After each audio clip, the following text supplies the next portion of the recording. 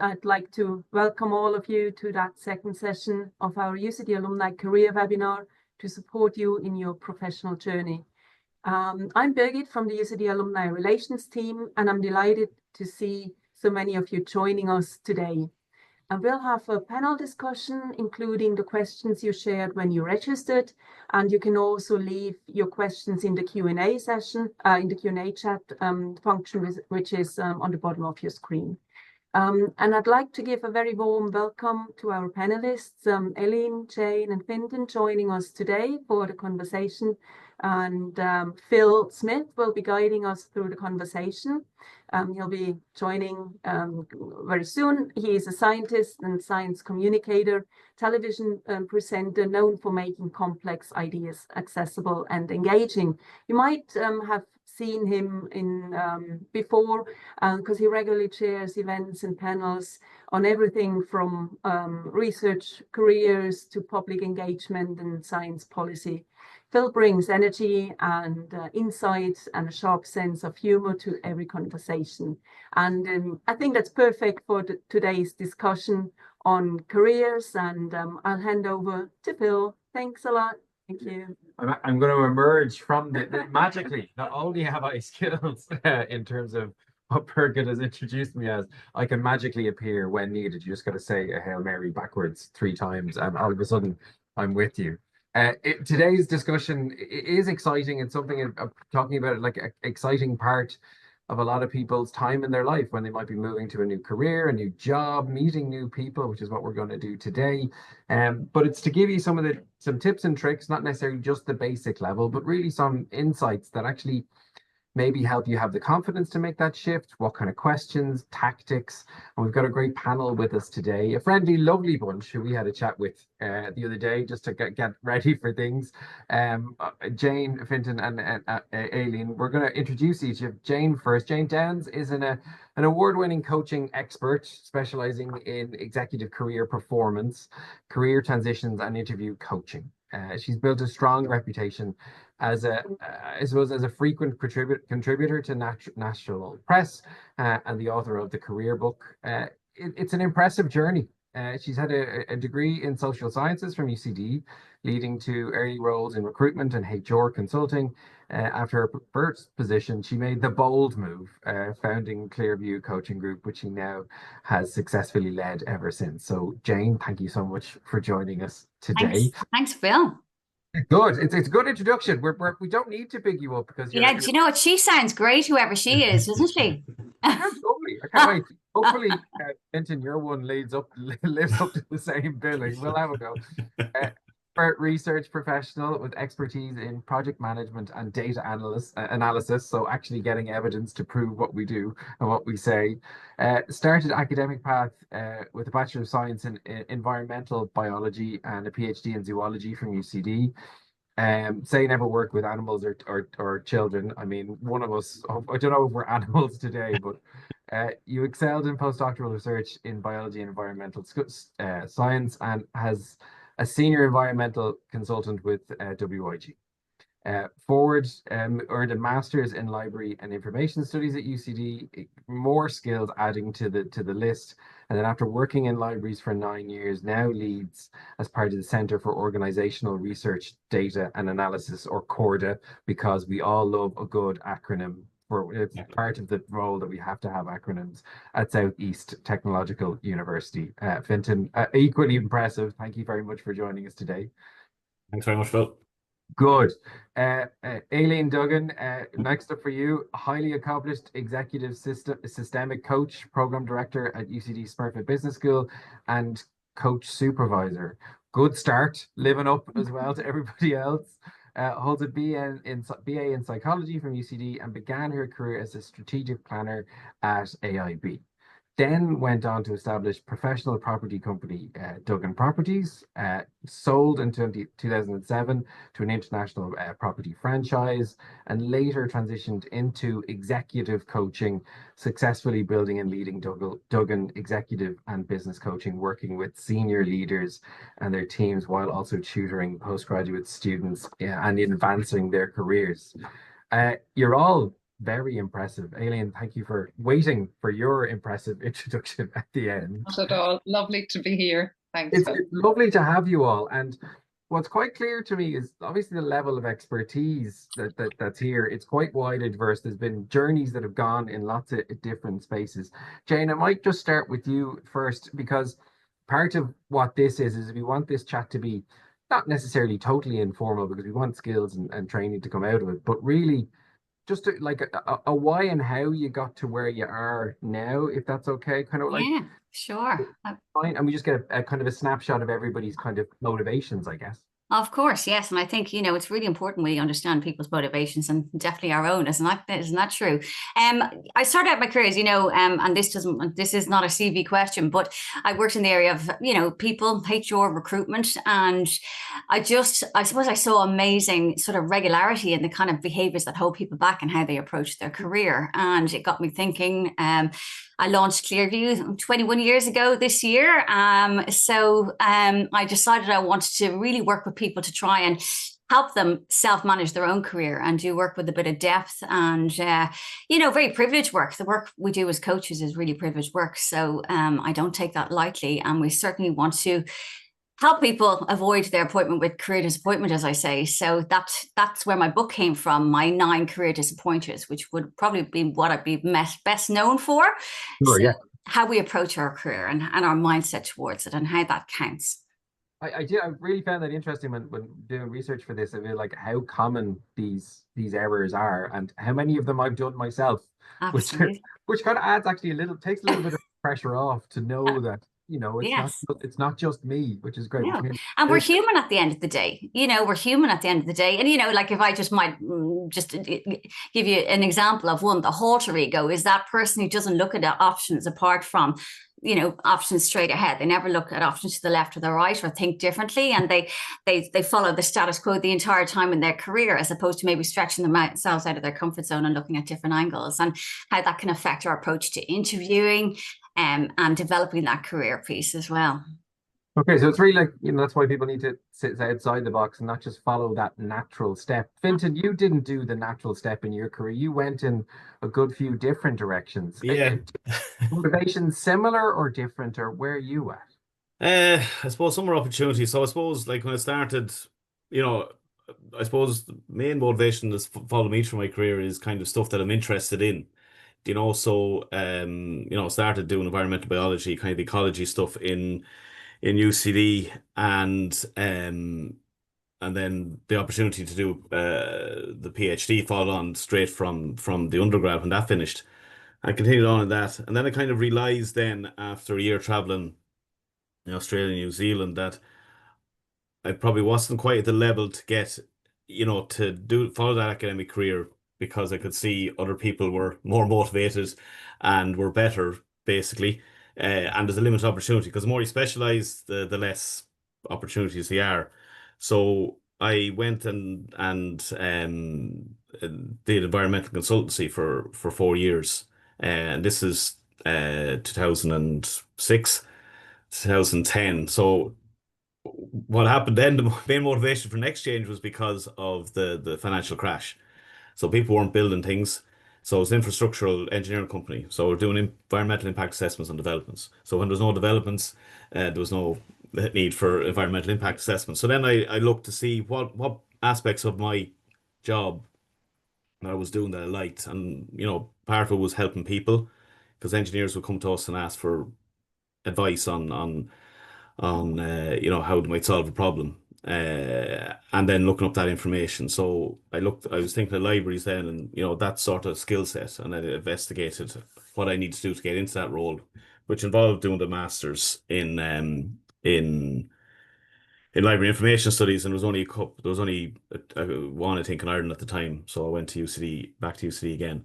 So then I managed to secure employment, and a lot of that was in libraries, and my previous experience helped with that, and the skills and statistical Yeah.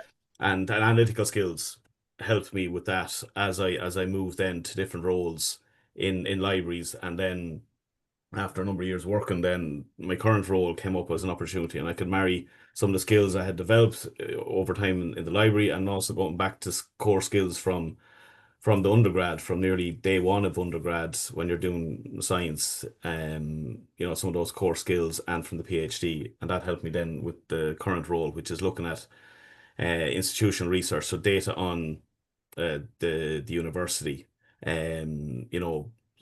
student numbers, staff numbers, different things got to do with that, and how you slice and dice it, and how you connect it with other things to give information and meaning to management, so they can make the key decisions to drive the university forward.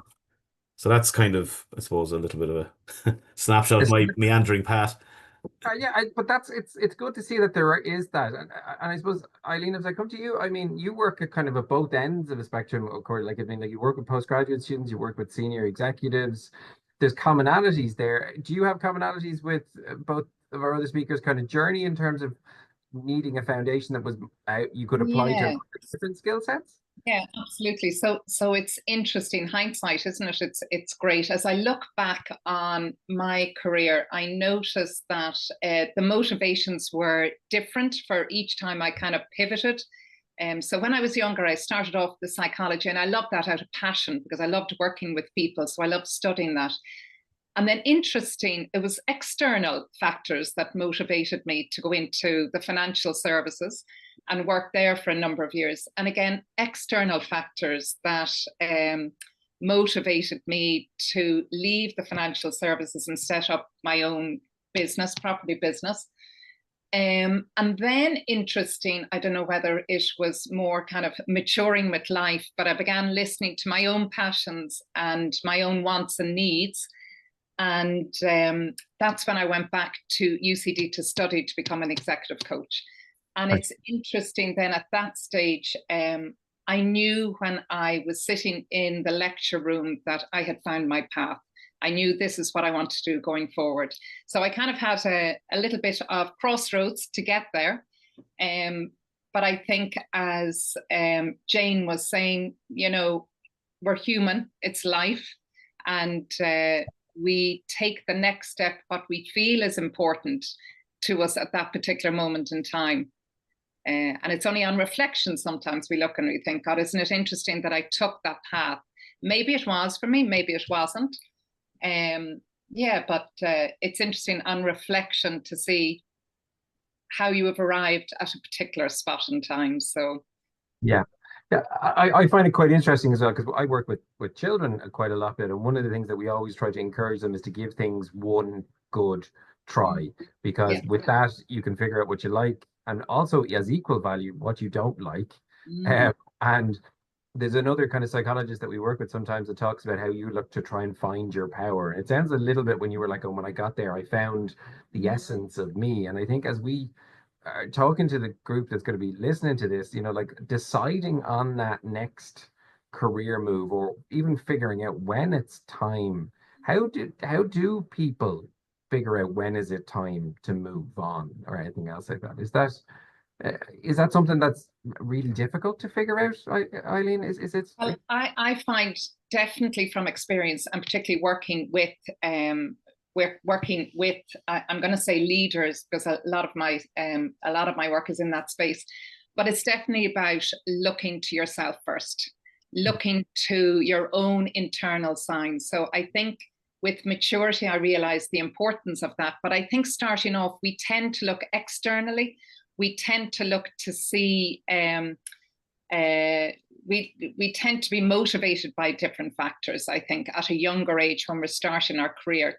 But it's definitely, for me, a case of looking to see how you are in your particular job. Sometimes it can be just a short term that you're a little bit less interested, less motivated. But if this feeling is prolonged, there's a sense that maybe you've come to the edge of your learning. And maybe it's a case that you begin to either look internally or externally. But there's something to me about recognizing the signs are very clear if you just give yourself a little bit of space to really connect in to what really matters for you. Sure. That's, to me, would be the first stage. And I suppose what you said is obviously with that little bit of maturity that you're able to recognize those steps, or and now you can easily see them. Jane, I want to come to you a little bit now. As a maybe what we'll call it, like mid-level professionals or others, so like you said, Eileen, like hindsight is great once you're, past that point. When you're kind of, what do you see as, particularly maybe a little bit kind of mid-level or even that earlier stage of people in their career? What are the signs, or how can they look at start identifying them to actually figure out that time in a career it's time to move on, or a time to even shift into or pivot, as was mentioned? Yeah, I think first of all, awareness is key. And it's also about looking at what's not working for you. If there's sort of this nagging feeling that, you know what, work isn't giving me what I need, what I need at the moment. Is this about recognition? Is it about the culture of the organization you're in has changed overnight? It's not really aligning with you any longer. Is it that you feel you're not recognized, that you're taken for granted? Are you not learning anymore? There's so many reasons. And maybe it's a financial piece. You feel like you're not going to get the scope you need financially. But of course, we would always we've got to be careful with that one. You don't want to go for a knee-jerk career move purely for the financial piece. It's got to have more than that, from a point of view of a driver. For some, it's work-life balance that's too demanding. Like, there's so many reasons why people will choose to come up for air, as I call it, and really consider where they're at in their career. But I would say for most people, it's really important we get intentional in our career and always be checking in our career and thinking about where we're potentially headed towards in that journey of our career, and planning for that and trying to keep fresh. And it does seem that people kind of, I suppose the motivations are different. Like some, you said work-life balance, like the job might be secondary to some people, as in absolutely, priorities change, don't they? Yeah, and I think that for me personally, as having a young family, that's different. Also, Fintan, I might come to you a little bit now to chat about, obviously there's different sectors that people work in, and you've got like public versus private, and particularly when you were talking about your when you were looking at academia or potentially in that space. I mean, there's a security about once you get into that space, and it seems more rigid in that, like, I can't necessarily move as easier. Is that fair to say that it's harder to move, and then the security is an issue? Yeah, well, okay, well, once I suppose security is, once you get your permanent contract, then your security is guaranteed, uh, Done. which Sit down, is, looking for the rest of your life. Just collect the checks, no? yeah, well, yeah, look, yeah, anyway, I'm not going careful not to go into there, but yeah, there is that. But I suppose, okay, if you're thinking of an academic role at the start, it's a hard slog if you've Absolutely. it's a hard slog from a PhD to get postdocs and continue to get postdocs. So you're going to be on that, short-term contracts for a period of time, and that's going to be, you have to be prepared for that. But if you're working with a public sector body, with a university or whatever, I think there is opportunities. I know, like, there's lots of opportunities, to move. I suppose you have to move within the organization, which I've done, like move from the library into my current role. And I Yeah. suppose just looking at the opportunities and see, okay, do I have, you won't have all of the maybe the bits to do that job, but have you got what are your skills? Can you see where your skills fit in that role? I think that's important, just to see what things you would like and interest you. So I've been lucky in our organization. There's been lots of opportunities since we're a merger between two institutes of technology 3 years ago. This week, I think, or a couple of weeks ago. Happy Between anniversary. Yeah, yeah. So the third anniversary on the 1st of May, actually, yeah. So there's lots of opportunities with that because there's a lot of period of change. There's a lot of new roles. A lot of them are short term, a year to a couple of years. But there's opportunities, and from that, then you can build your career. But I think another thing, I suppose, like my big career move was, very much externally based as the financial crash, and I suppose there's a lot of uncertainty at the moment with with America and with tariffs and all this sort of stuff to see if that's going to have a big impact on certain sectors. So I think for anyone that might be thinking about that, I think it's worth having a look at your skill set, and seeing what you might be interested in doing. And if it's a certain career, like I had to get into the career, the library field, you had to have a a master's to get the professional role. So if there's something like that, it could be something worth thinking about, well, where you can pivot to a different role, or do you need to do a part-time, post grad or something like that in the next couple of years to set you up for that role. It's something that's worth considering if there's a particular area that you're interested in getting into, to try and start line it up. Because I was kind of looking at that before, because I could see there's lots of redundancies happening at the time, and it was only going to go one way. So, so I started the process because you had to do a minimum of 6 weeks work experience to be able to start the course. So I did that part-time and weekends and stuff, and then it was on a 3-day week. So there was more time to do it. But if there's certain things like that, it's worth Exploring looking them. out there and exploring, so that it's not if there's a big bang and everyone's doing it at the same time in your company, that you can get a little bit ahead of the game.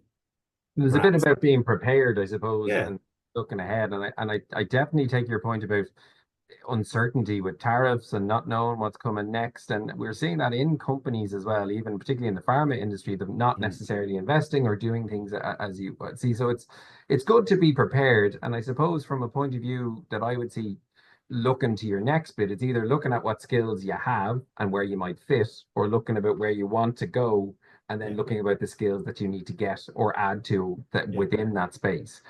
I might come back to you, Eileen, about this then as well. Obviously, when like you're looking then to craft that and how that to sell yourself to someone, or even evaluate, and sometimes putting a CV together is possibly the best way to figure out where you're at. Have you kind of a best tips or approach about like how Yeah. to craft So your CV? yeah, so the first thing I would say is that we tend to not to update ourselves on a regular basis. So we have this sense that we're a fixed entity and we're the same person that we were 3 years ago, 6 months ago.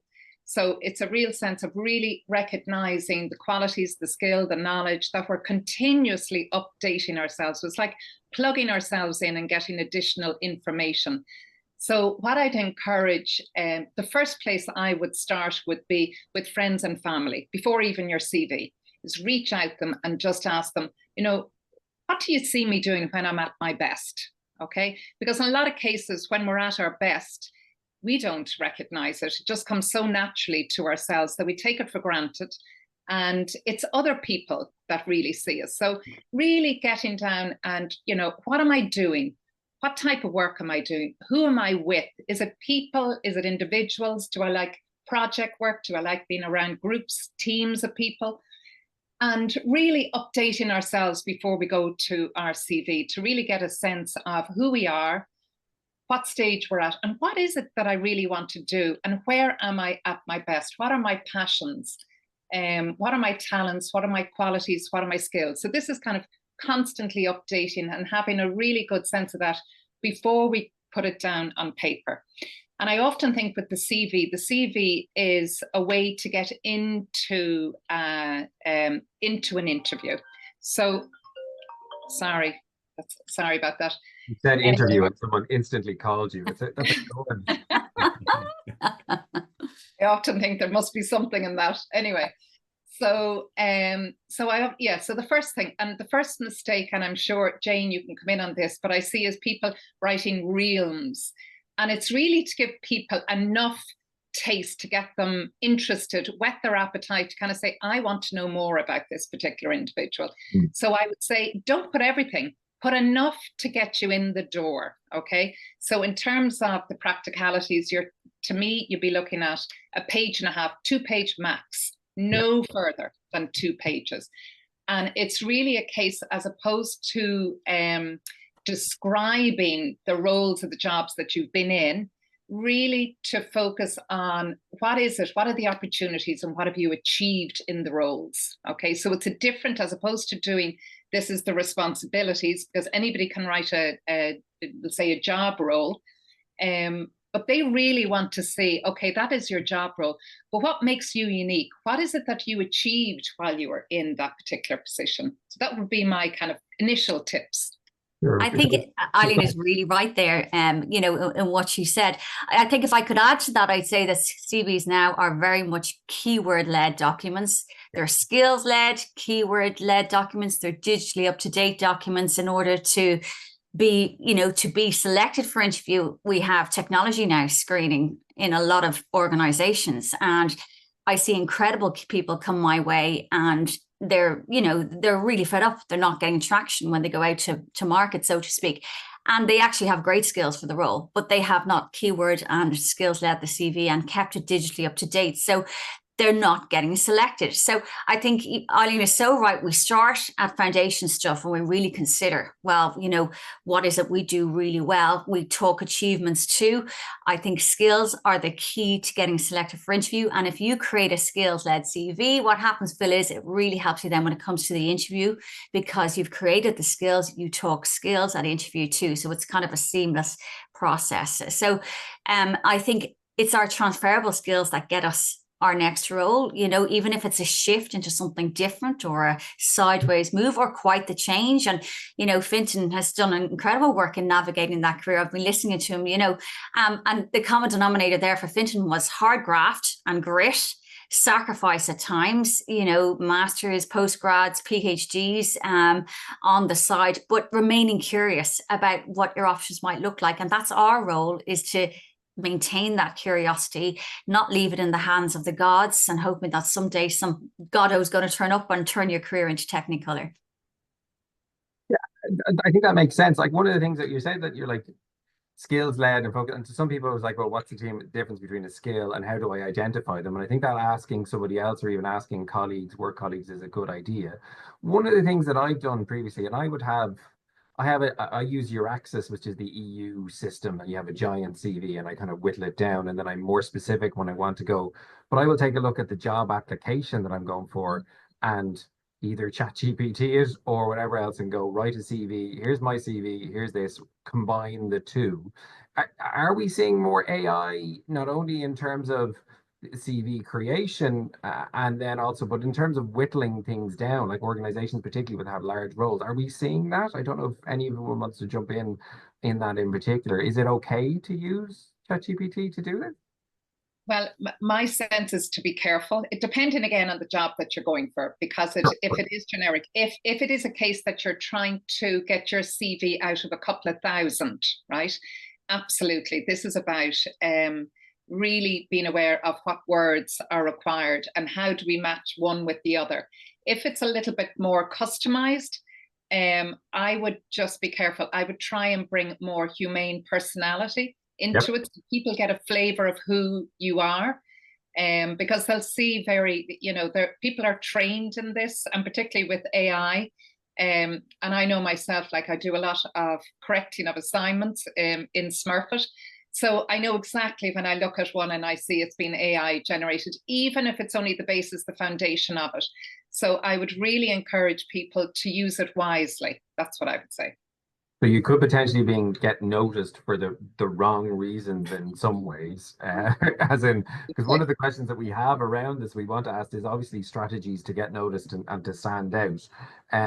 Vinton, like, how do you really like stand out communicating your value, as opposed to your value is I spent 10 minutes putting this in ChatGPT and got out a look at stellar something or other? Like, what do you do to, whether it's on a small pool or it's a big pool, what do you see as the bits to kind of make you go, or the person go, you're the one I want to hire, or get in the door to start asking questions?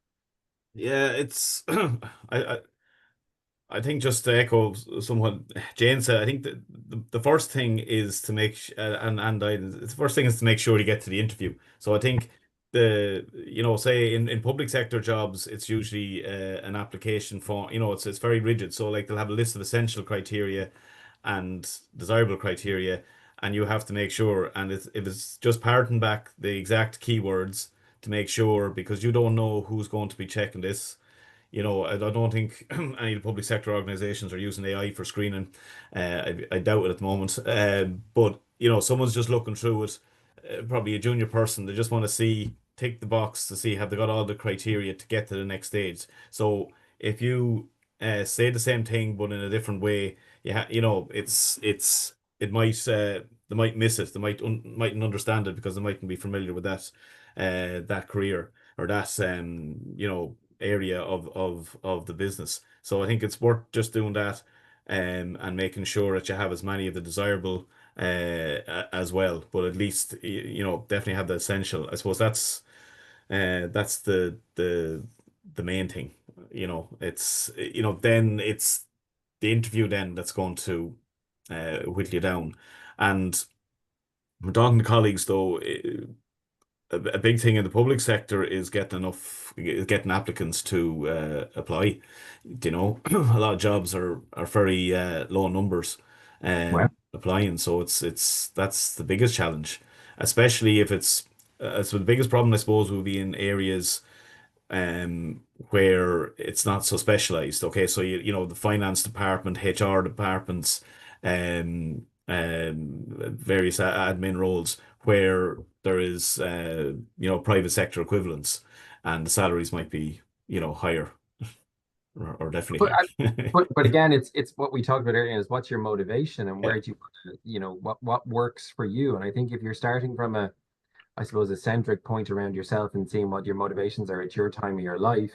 And also potentially in some ways, particularly if there are jobs that are a little bit outside of, you know, your where you've been, there's doubt. Obviously, when you create CVs, there's always the cliche of, like, you know, sell yourself as, oh, you can do everything on the interview and you'll learn on the job. I mean, like, there's obviously, you want to be yeah, truthful in your CV and sell it properly, but there's the other coin of that, which is self-doubt. And one of the things I've seen, particularly when I'm hiring for my own business, is that particularly when we train young girls, they will want to have 85% of the skills in a job before they'll apply, whereas yeah, boys or guys will generally apply at 20%. I'll throw my hat in. How do we get more people to kind of just get over that self-doubt, yeah. and also be, and I know in Ireland, having notions and liking the smell of yourself is the worst thing in the world. But how do you learn to love yourself that little bit more to get that self-doubt? I think, you know, it's ingrained in us, isn't it? Isn't it? If I could just jump in, you know, this modesty piece, you know, it's good to be modest, and we never want arrogance. Don't get me wrong. There's nothing worse than arrogance. And I go into workplaces to try and work with people who've damaged their brand because of arrogance, right? So I think, look, we need to get it just right. We need to play to our strengths. This is the starting point in anything. It's playing to your strengths and knowing what your strengths are. And what we say is we use our strengths to work on our weaknesses where we can. I think upskilling and building some learning development plan helps our confidence. Anything that's going to feed our confidence is a great thing. So if we can even build a toolkit, you know, so a lot of people have fear about starting in a new role. What if I don't understand the systems, Jane, or the processes in there, or these guys use Power BI or really great data tools? I don't have that. So of course I'm going to suggest, look, what about a short course in Power BI, become a bit of a whiz. So then you've confidence going in that you can play to that strength. So we build blockers for ourselves, and it's a human condition. We don't like change a lot of the time. We fear change, or we fear this imposter syndrome of being exposed in a new role as an incompetent, you know. So then a lot of people will stay stuck in the comfort zone. And I've written about this in my book. It's a lethal place to be, isn't it? Sometimes that comfort zone place. So we're trying to get the balance. Like anything, like most things, you're always trying to get the balance. I'm trying to figure that out, and obviously not get too dangerously close to liking the smell of yourself of those notions. But also, like, I mean, if you're hiring someone, you want to be confident in them coming in, and also you're never really hiring someone who's a finished article. You always want them to hit the ground running or be able to learn on the job. And getting the foot in the door is really important. But it's meeting people to actually find out about the person, which obviously happens in interviews when you go to apply to things. But um I want to talk about networking as well outside of it, even to figure out what opportunities are out there, or what a company's like, or there aren't necessarily mixers to go. Like, how do people start and go about networking? I think I'll probably, Vincent, I'll come to you maybe second, just kind of talk about Yeah. networking that can happen in the private, or in the public sector a little bit more, even in the academic sector. But I mean, like, where do people go to have the chats? Like, I know, because we might be talking a little bit later on down the career Yeah. line. So what I would suggest, we do a lot of work with females in organizations totally based on that, with regard to self-doubt, not asserting themselves, waiting for the tap on the shoulder, and the networking piece that all ties together. Because as a female, there's something, we tend to feel that networking is kind of a I have to be careful here now, but it's kind of more male oriented, and it's a political thing, a political game that can be seen in organizations, and females feel that they find it difficult to play that game. So I would always encourage somebody to say networking, get a map, put themselves in the middle, and literally do a mind map with regard to everybody they know, because we all underestimate the size and volume of our current network. So we all assume, oh, we need to go out and go to these cheese and wine, or go out to the golf course, or, you know, get involved. So the first place I would always say, and it's about confidence, giving people the confidence of what they already have. So think of clubs, memberships, alumni, they're UCD alumni. They're absolutely education, schools, family, friends, right? So really map it out and be really explicit with each of their bubbles of people who they can genuinely reach out and connect with. And then from there, put spokes to what potentially do they have connections for you, okay? So it's kind of an exercise, first of all, to see what is my current network like, right? And what are the first steps that I could do based on what I have now to enable me to start expanding my network? So that's the first place I would start. I like that because it's accessible to everybody, and everybody who's watching here is like, yo, You all have it. talk to people you know, and it's probably like everything. That feels like a giant task. If you break it down into smaller steps, it becomes more digestible.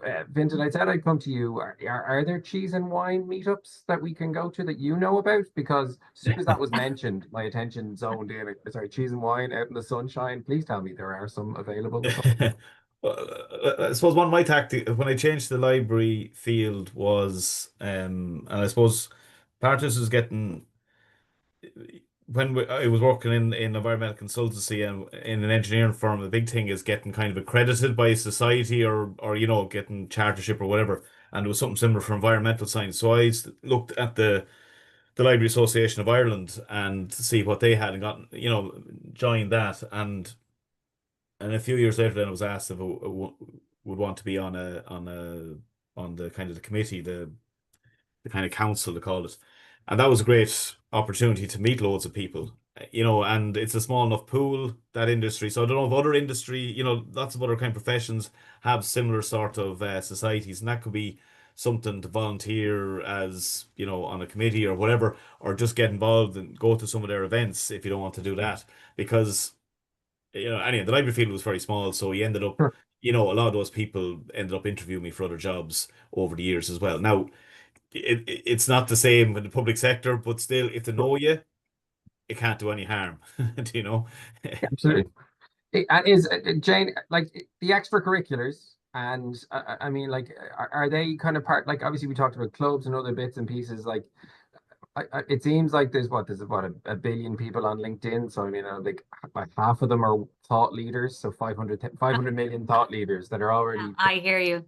Yeah. So, like, is it about putting stuff up online and like delighted? Look, I think, look, you know, if you're going to step into a hiring manager's shoes, they might jump onto LinkedIn before they meet you, get a sense of the journey you've been on, have a look at what you post, you know, get a sense of, you know, what you stand for or who you stand with. It's helpful. They're just trying to gather evidence, I suppose. We're not asking you to solicit yourself on LinkedIn ridiculously, feeling really uncomfortable about it. We just got to get the tone just right, okay? But I think from a point of view of networking, you know, fear comes into so many people's eyes. I see it when I work with them. We've mentioned the word networking, and as Eileen rightly put it, you know, it's about looking at your network map and joining those dots. That's the starting point in any of this. And I think, you know, people like to help people. That's what I've always found when I say to clients, why don't you reach out to that guy you worked with 5 years ago in X? Chat to him, ask him, does he know of anyone? See if he can open doors. But I think before we network, in 21 years doing this, where people get scared about networking is, first of all, they think they don't have the time to do it. Or second of all, they don't know what they want. So how can we network if we don't know what we want? So they say to you, so what do you want to do now? And you don't have an answer to that. Or so you've got to get clear in your head. what that next stage of your career is going to look like, or in some shape or form, to be able to say, look, if you hear of anything in X, Y, Z, please let me know.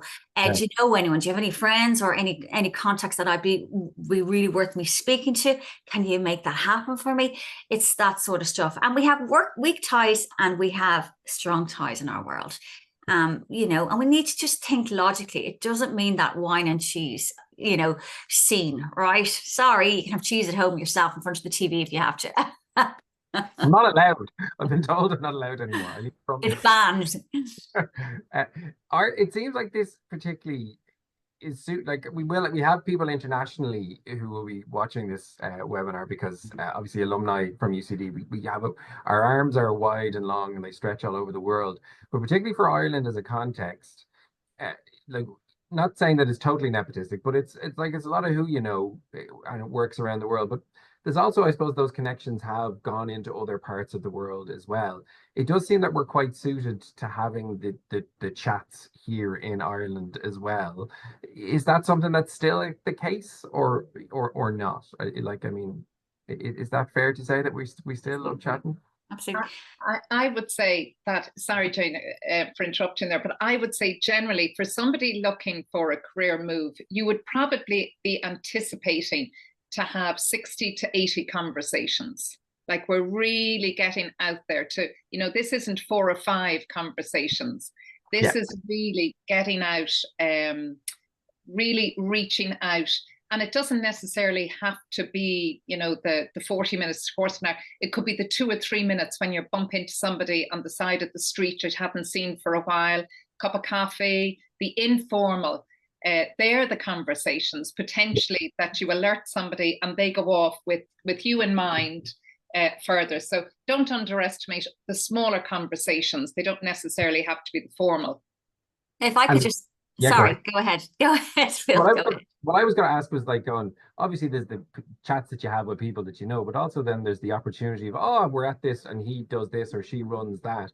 Is there a little elevator pitch type thing that you should have in your pocket, just ready to kind of go, there you are? Absolutely. Yeah. Yeah. Okay. I think it just gives you a bit of confidence. It can't be forced though, right? It's got to be I don't way natural. Here's my TED talk. Or but you hear the word elevator pitch and you go, oh, here it goes. This guy's a bit of I totally get that. But there is certain sentences or turns of phrases, or even, I think what you said is that knowing where you're going or want. Yeah. Knowing what you want. I think that's the biggest question, because in a lot of cases, and I even know it from past experience, when I think of my career moves, when I spoke about them being external, I didn't know what I want. So it was an easy move. It kind of fell on my lap and I thought, well, sure, why not try it, without really reflecting on, is this what I want? And I know that a lot of people come to coaching, career coaching, later on in their lives, when they feel this lack of purpose, meaningful in the role that they're doing, because it was never a role that they intentionally were connected with. And I often think early on we're motivated by our capabilities and skills. And as we grow older and develop, our motivation changes. Motivation really, as we develop, it's more about meaning and purpose.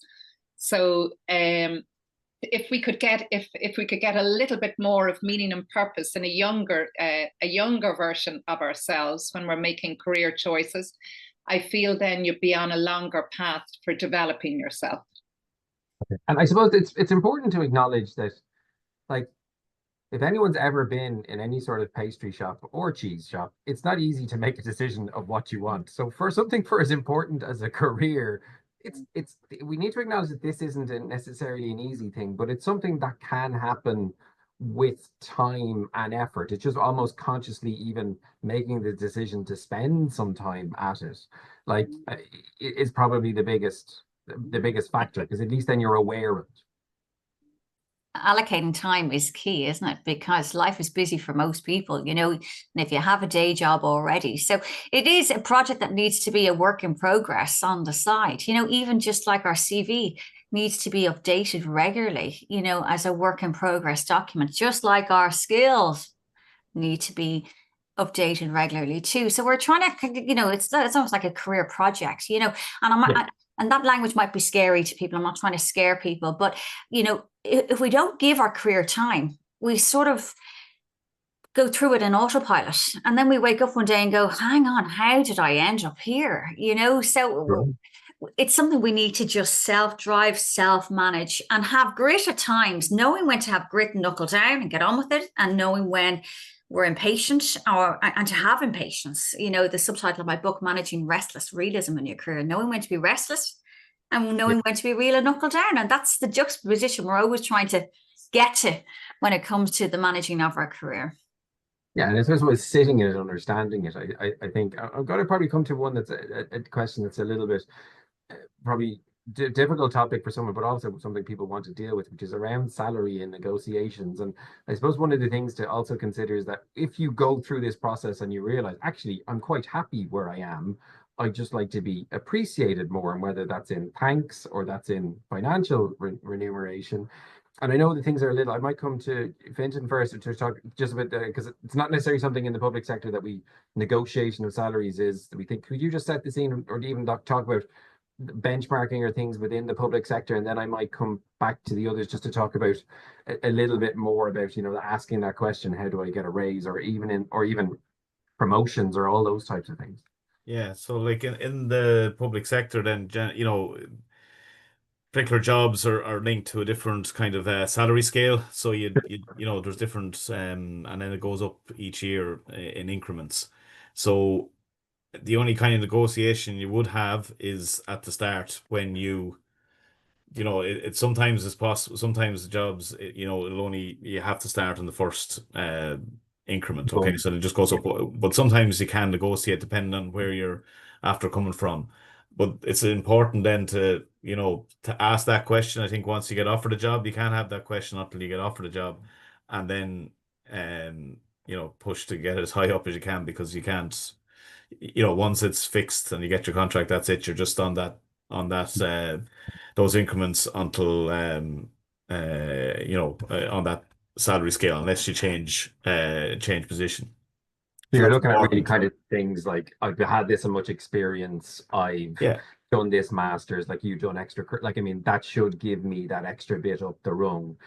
yeah, Probably similar in the way it is in the private, but you're selling yourself within these bits and looking comparative.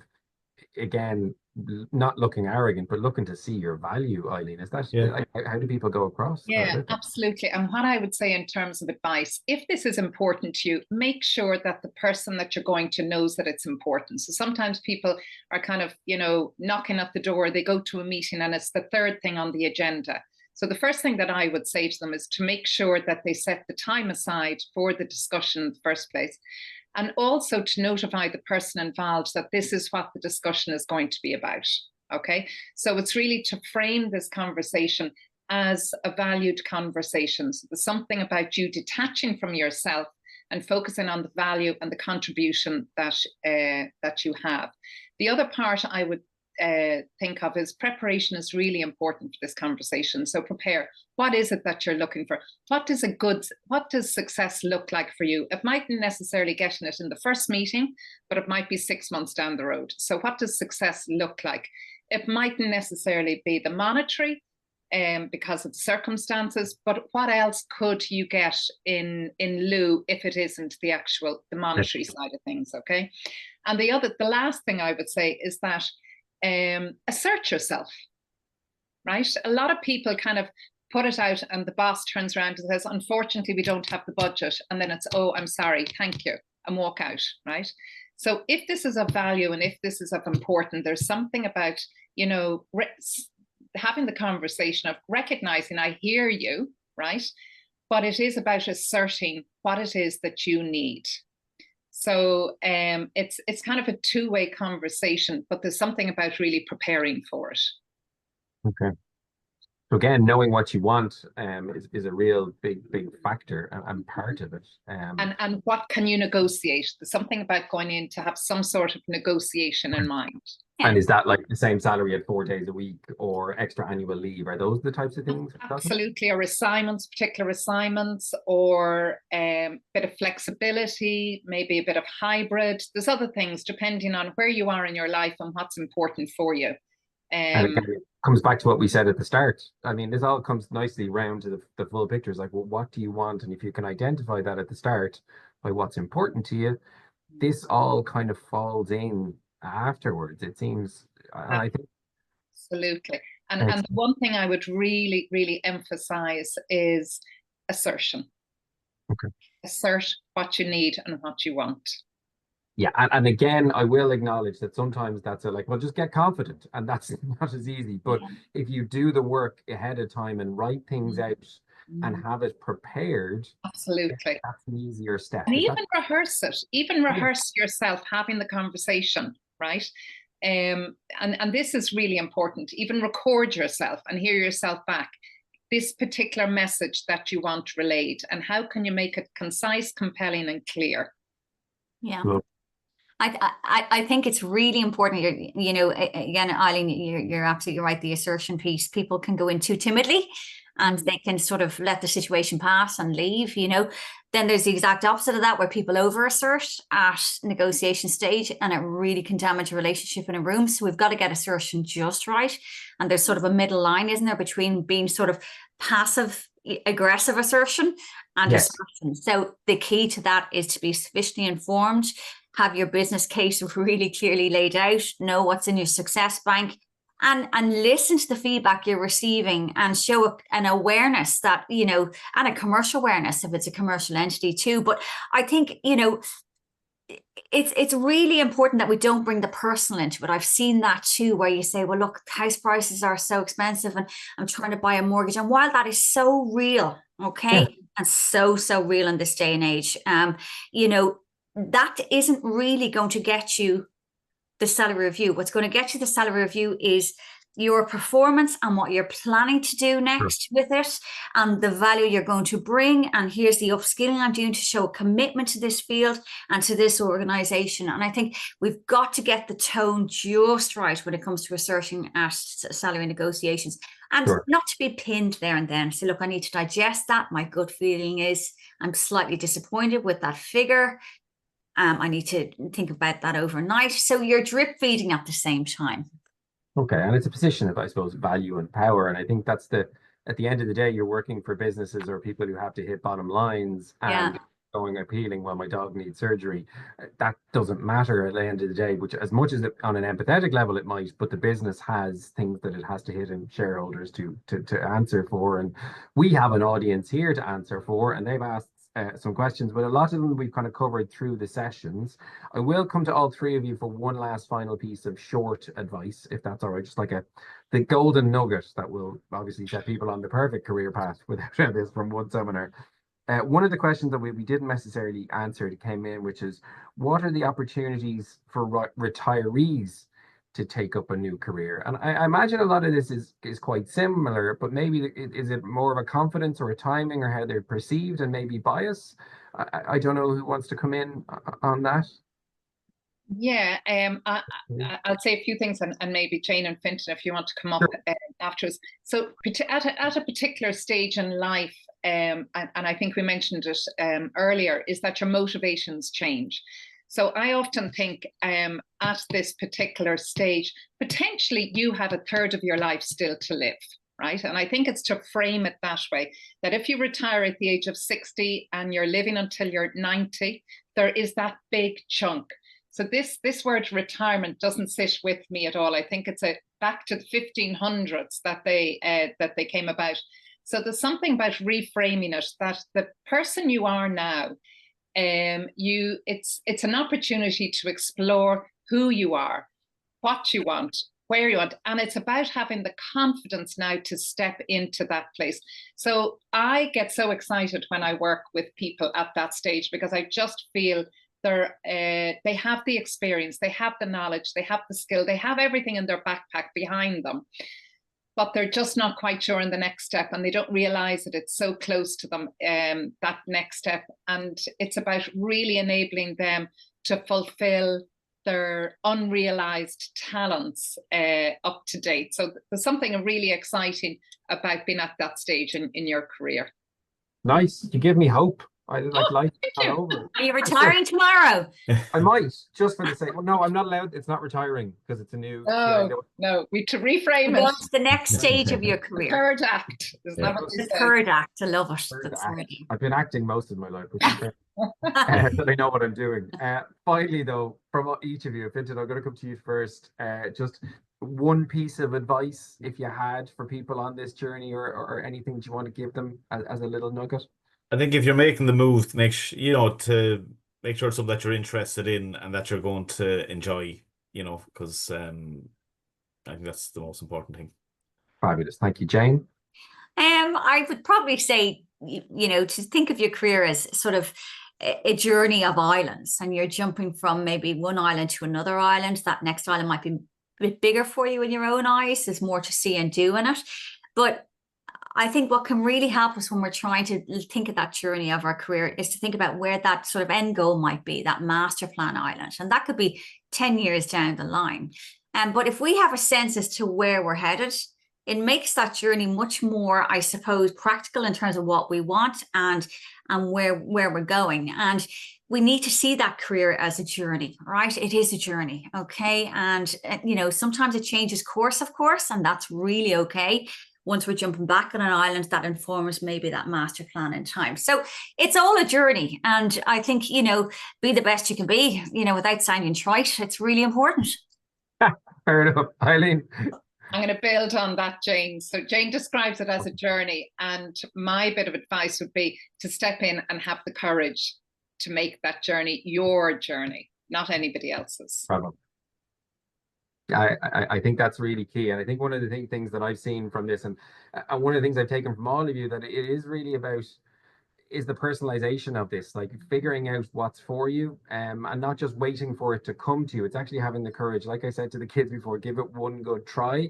And that might even be going to talk to someone. And particularly what I liked as well is what the easy first step might be, which is talking to friends, family, colleagues. What am I good at? Well, how do you see me? And then maybe the helping to frame it. So you don't have to do the work. You just get to ask someone and have a cup of tea with them. And then seeing what's out there, having the network chats.